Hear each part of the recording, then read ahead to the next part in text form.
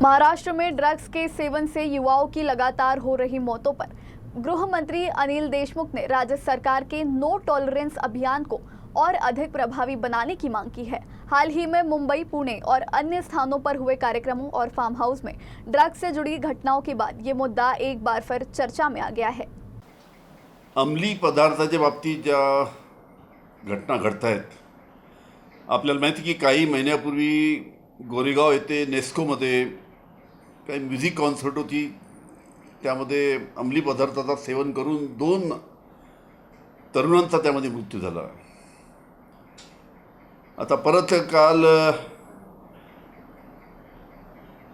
वरळीच्या NSCIचा जो डोम आहे त्यामध्ये सुद्धा म्युझिकल कॉन्सर्ट म्हणजे संगीत कार्यक्रम होता। मोठ्या प्रमाणात तरुण मंडळी त्या ठिकाणी उपस्थित होती आणि तिथे सुद्धा ज्या बातम्या येत आहेत त्यामध्ये ड्रग्सचं सेवन करून एक तरुण मुलगा मृत्युमुखी पावला। या वारंवार ज्या घटना महाराष्ट्रामध्ये घडत आहेत, पुण्याला काहीतरी एका फार्म हाऊसवर अशाच पद्धतीची ड्रगची घटना झाली असं वर्तमानपत्राच्या माध्यमातून बातम्या पुढे येत आहे। त्याच्यामुळे याच्या बाबतीत जी शासनाने जी आता नो टॉलरन्स फॉर ड्रग हे अभियान त्यानिमित्तानं राज्य शासन राबवते आहे,